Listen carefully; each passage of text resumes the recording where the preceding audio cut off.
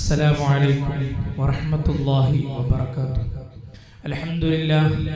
اللهم صل على سيدنا محمد وعلى آل سيدنا ومولانا محمد.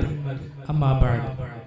ഏറെ പ്രിയം നിറഞ്ഞ സത്യവിശ്വാസികളെ, ഇന്ന് നമ്മൾ പറയാൻ വേണ്ടി പോകുന്നത് നമുക്കൊക്കെ ജീവിതത്തിൽ നിരന്തരമായി ഉണ്ടാകേണ്ടുന്ന ഒരു നല്ല ഗുണമാണ് നിരന്തരമായി പ്രാർത്ഥിക്കുക എന്നുള്ളത്.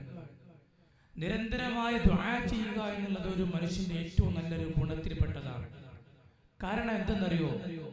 നല്ല ഗുണമെന്ന് ഞാൻ പറയാനുള്ള കാരണം, ദുആ ചെയ്യുന്ന അടിമയെ, നിരന്തരമായി ദുആ ചെയ്യുന്ന അടിമയെ അല്ലാഹുക്ക് വല്ലാത്ത താല്പര്യമാണ്, ഇഷ്ടമാണ്. അതുകൊണ്ട് തന്നെയാണ് ഞാൻ നല്ല ഗുണത്തിൽപ്പെട്ടതാണെന്ന് പറയാനുള്ള കാരണം. ദുആ ചെയ്യുന്ന മനുഷ്യൻ, പാപമോചനത്തിനും മറ്റു വിഷയങ്ങൾക്ക് വേണ്ടി ദുആ ചെയ്യുന്ന മനുഷ്യൻ പടച്ചറപ്പിലേക്ക് ഏറ്റവും ഇഷ്ടപ്പെട്ടവനാണ്.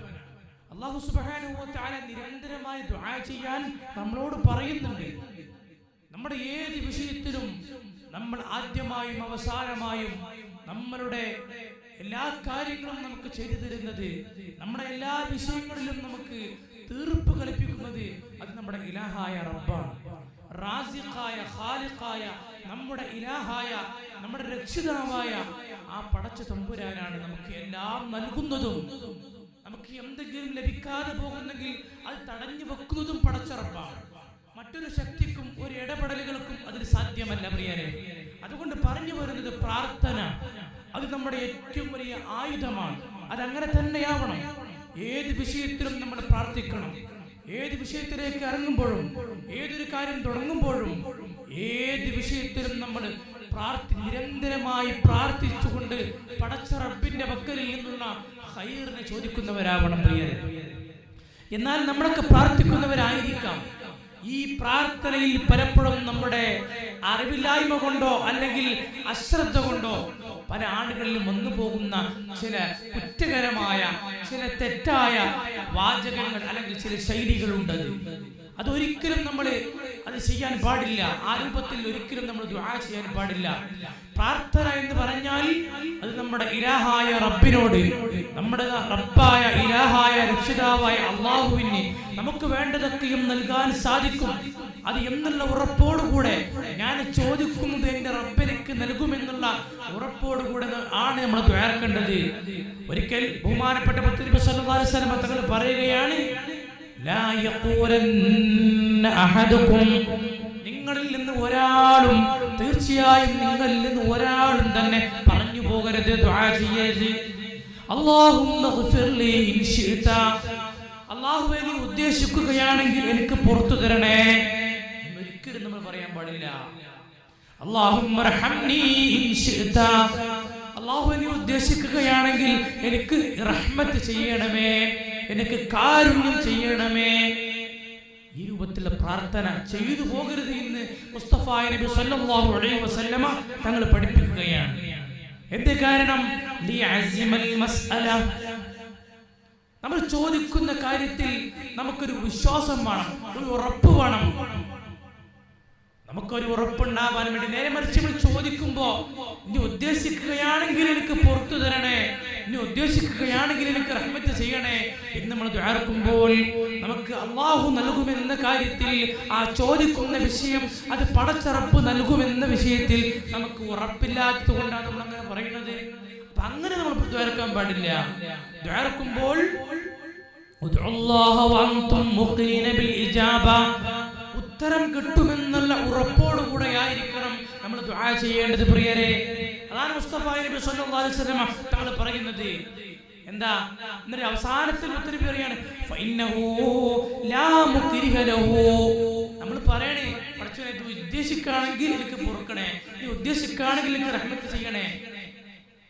അപ്പൊ നമ്മൾ എന്താ മനസ്സിലാക്കേണ്ടത്? നമ്മൾ അങ്ങനെ പറയുമ്പോ ആരോ വന്ന് പടച്ച റബ്ബിനെ ഇങ്ങനെ നിർബന്ധിക്കാം, ഇന്ന വ്യക്തിക്ക് പുറത്തു കൊടുക്കുക, ഇന്ന വ്യക്തിക്ക് റഹ്മത്ത് ചെയ്യേ എന്ന് ആരോ നിർബന്ധിക്കാൻ, ഒരു പ്രേരണ കൊടുക്കാൻ ആരോ ഉള്ളത് പോലെയാണല്ലോ നമ്മുടെ ആ ചോദ്യം.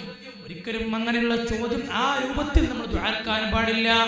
മുത്തനബി പറയാണ്, ഫൈനഹു, തീർച്ചയായും ലാ മുക്രിഹ ലഹു, അല്ലാഹുവിനെ നിർബന്ധിക്കാൻ ഒരാളും തന്നെ ഇല്ല. ഇന്ന വ്യക്തിക്ക് കൊടുക്കെന്ന് പറഞ്ഞ് നിർബന്ധിക്കാൻ ഒരാളുമില്ല. അപ്പോ നമ്മൾ ദുആർക്കുമ്പോൾ നമുക്ക് നല്ല ഉറപ്പ് വേണം. നല്ല ഉറപ്പോടുകൂടെ സംശയമേതുമില്ലാതെ നമ്മൾ ചോദിക്കണം, പടച്ചോനെ എന്റെ പാപങ്ങൾ നീ പുറത്തു തരണേ, എനിക്ക് റഹ്മത്ത് ചെയ്യണേ എന്നുള്ള പ്രാർത്ഥനയായിരിക്കണം നമുക്ക് വേണ്ടത്. മറ്റൊരു ഹദീസിൽ നബി സല്ലല്ലാഹു അലൈഹി വസല്ലം തങ്ങൾ പറയുകയാണ്, വൈദാ ദഅ അഹദുക്കും, നിങ്ങളിൽ നിന്ന് ഒരാൾ ദുആ ചെയ്യുകയാണെങ്കിൽ ഫൽയഅസിമിൽ മസ്അല, ചോദിക്കുന്ന കാര്യത്തിൽ ഉറപ്പോടുകൂടെ അവനക്ക് ഉറപ്പുണ്ടായിക്കൊള്ളട്ടെ. ചോദിക്കുന്ന കാര്യം അവനക്ക് ഉറപ്പുണ്ടാവട്ടെ, കിട്ടുമെന്ന ഉറപ്പോടുകൂടെ ചോദിക്കട്ടെ. വലാ യഖൂലന്ന അല്ലാഹുമ്മ ഇൻ ശിഅത ഫഅഅ്തിനി, പടച്ചോനെ ഉദ്ദേശിക്കുകയാണെങ്കിൽ എനിക്ക് നൽകണേ എന്നുള്ള ആ ചോദ്യം ഒരിക്കലും തന്നെ നമ്മൾ ആ രൂപത്തിൽ പ്രാർത്ഥിക്കുവാനോ ദുആ ചെയ്യാനോ പാടില്ല. ഫഇന്നഹു ലാ മുസ്തഖിരിഹ ലഹു, തീർച്ചയായും പടച്ചറപ്പിനെ നിർബന്ധിക്കാൻ ഒരാളും തന്നെ ഇല്ല. അതുകൊണ്ട് ഏത് വിഷയത്തിലും അസുഖം മാറാൻ വേണ്ടി ചേർക്കുമ്പോ കിട്ടണമെങ്കിൽ കിട്ടട്ടെ എന്ന രൂപത്തിൽ ചോദ്യം ഒരിക്കലും നമ്മൾ പടച്ചറപ്പിനോട് ചോദിക്കാൻ പാടില്ല. അല്ലാഹു സുബ്ഹാനഹു വ തആല പറഞ്ഞത് ഉദ്ഊനി അസ്തജിബ് ലക്കും, നിങ്ങൾ ചോദിച്ചോളൂ, നിങ്ങൾക്ക് ഞാൻ ഉത്തരം നൽകാമെന്ന് അല്ലാഹു പറഞ്ഞിട്ടുണ്ടല്ലോ.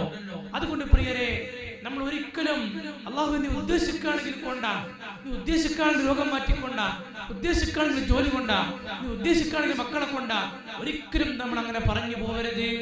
നല്ല അസ്മോടുകൂടെ, നല്ല യഖീനോടുകൂടെ, നല്ല ഉറപ്പോടുകൂടെ ചോദിക്കുന്ന കാര്യം ലഭിക്കുമെന്ന ആ ഉത്തമ ബോധ്യത്തോടുകൂടെ നമ്മൾ ചോദിക്കണം.